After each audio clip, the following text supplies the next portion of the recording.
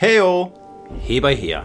So there's actually something interesting in World of Warships Legends for a change, and it's a new ship in the store. And it's not the ship that I have in the background right now, although that is one of the new kind of racy whatever ships, and I haven't tried that one at all, and I'm not really that interested in it. It looks like a German destroyer that's been pimped a little bit.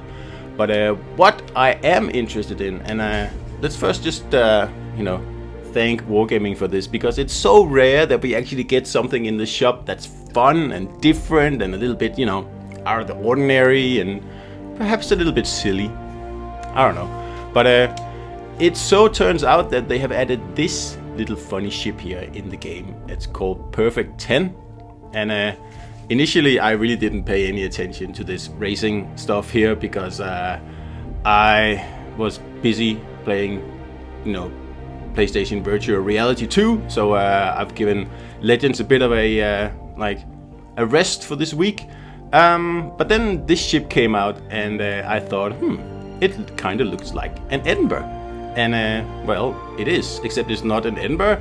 It's that class, but it is actually very, very close to another premium ship in the game that obviously is also really good.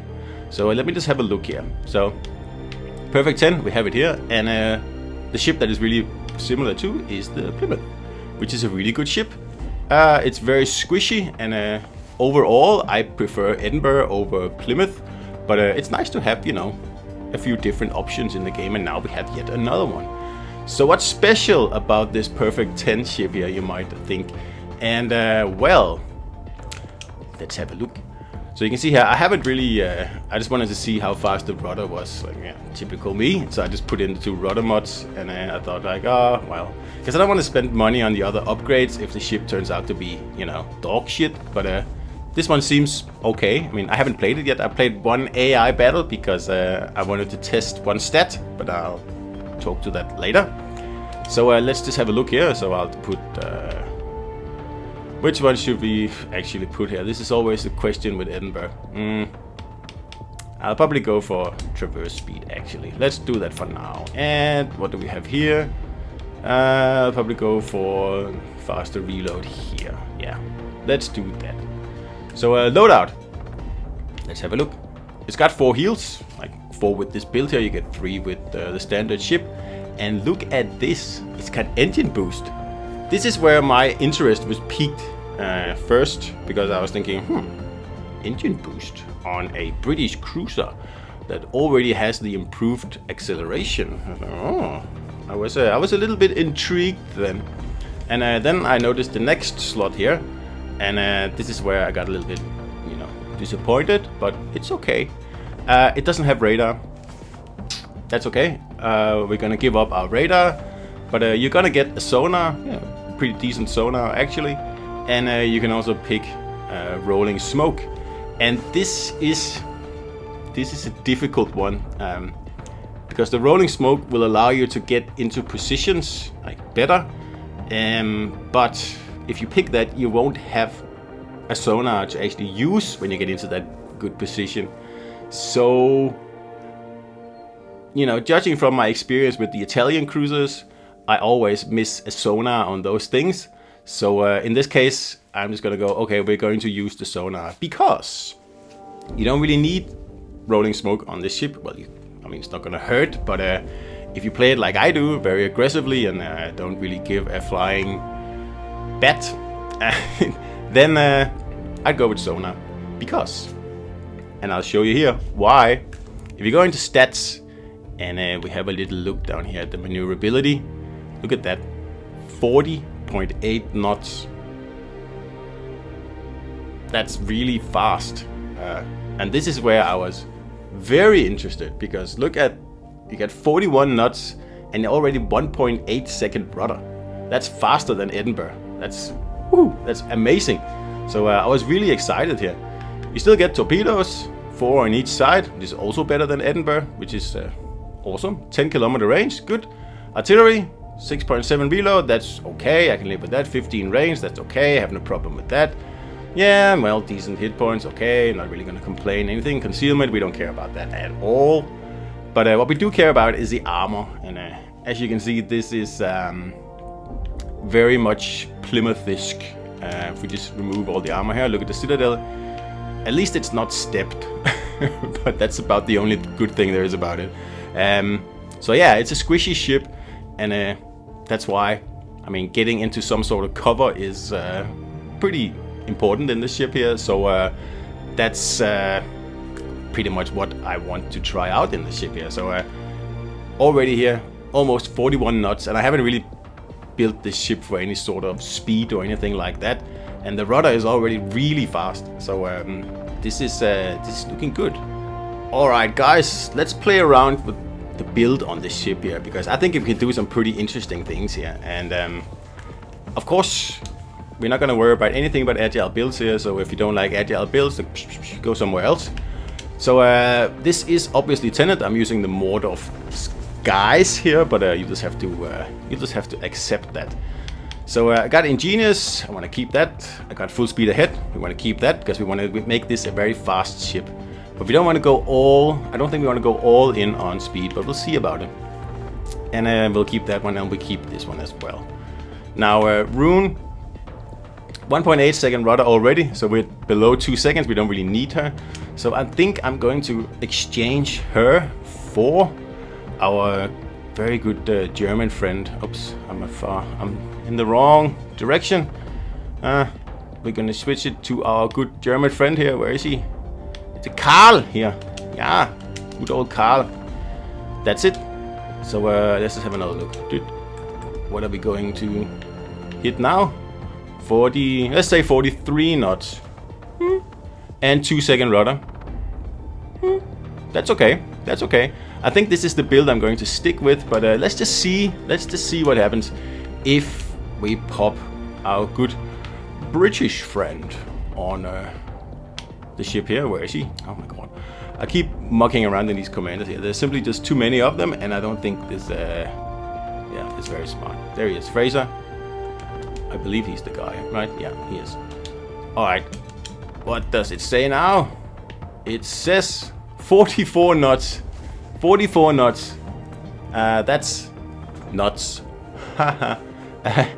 No, that's actually really fast, because I mean, this is very good already. It's faster than a Malfi, which is like just a little bit crazy. But you actually get an engine boost on top, and it's not like a lame engine boost of 5%. It's a 15% engine boost. So that means that you'll be able to go just a notch under 50 knots. And I actually tried this ship in an AI battle. That's why I played it in one battle, and I was able to hit 49.4 knots in this perfect 10 ship here. Wow. I mean, this is going to be fun. At least I hope it's going to be fun, because that's 10 knots faster than the normal Plymouth, or the agile Plymouth, and it's 10 knots faster than the agile Edinburgh, and it's probably around 18-20 knots faster than the builds most people run on those ships. So it means that you'll be able to get into positions very quickly in this ship here, because you also get the British acceleration. I tested that in AI as well, and you get it. So that means that you can pop your engine boost when you start and have the fast acceleration, and the engine boost actually helps with the acceleration as well. So you're gonna get out of dodge like it very fast. And I guess that's why the ship kind of has this this very ugly camo here. I mean, this is disgusting. And it does have these whatever exhaust pipes or whatever it is. So I guess the whole point about this ship is that it's going to be fast. And yeah, it is fast. But I'm going to ruin Wargaming's plans here, because I refuse to play a ship with that like camo on it.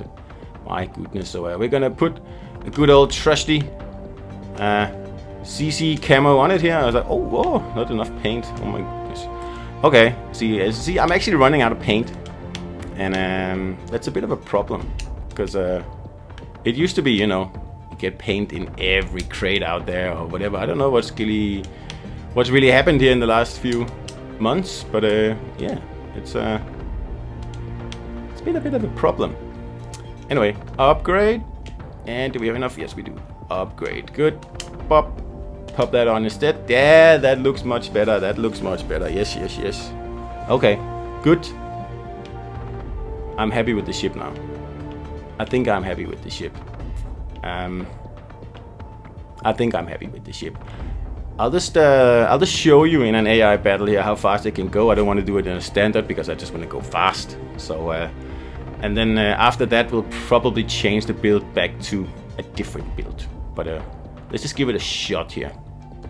Alright guys, we're in an AI battle now. We are just about to let loose here. So that's it, 0. We're gonna pop the speed boost on. And look at that acceleration there. Woohoo! I like that.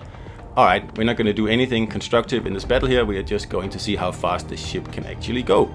So, yeah, too bad, Mr. Whoever you are. You're not gonna get any help here. So yeah, it would be nice with some training rooms, wouldn't it? Where you can actually do this stuff without... You know, I know it's an AI battle, but still, I'm sure that guy, whoever he is, would like some help. So we have 44 knots now, 45, 46. Can we hit 47? We can hit 47. Can we hit 48? Yep, we can hit 48. Go, go, go. Come on, mister. Move your ship. 49. Almost 49. There we go. Yeah. So can we hit 50? And I can tell you already that we can't, because I already tested this, like I said, and the maximum, it seems, is 49.4 knots, which is what we've hit now. And I mean, that's a decent speed. That's probably one of the fastest ships in the game, and certainly the fastest cruiser by far, like by probably around 5 knots, something like that, if I remember correctly. I could be wrong, but I think Amalfi, one of the fastest one, Martel with the speed boost. I think Martel can hit 47 if you really push it. I believe it can. I can't remember, but it's somewhere along those lines. So 49.4, but this ship has way more utility than Martel does, and yeah, can't wait to actually try it in a standard battle. So let's do that next. But first, let's just change the build to the build I think I'm going to run with. So let's just get out of this one here. Alright, so we are back in the commander screen here, and like I said, I'm probably going to change this build a slightly little bit here, because I don't think that I need Fraser on this build here. Honestly, he is going to make my rudder too slow. So with this build here, it's 2.5 seconds. That's a little bit too much for my liking. So we just put Baltimore back. We keep Herr Müller on here. And let's just see. I wonder if we can see that while the ship is still in battle. But I'm hoping we can. Yeah. 42.8 and 2-second rudder. So instead of 2.5 seconds, we now had 2 seconds. So that's a difference of a whopping 20%.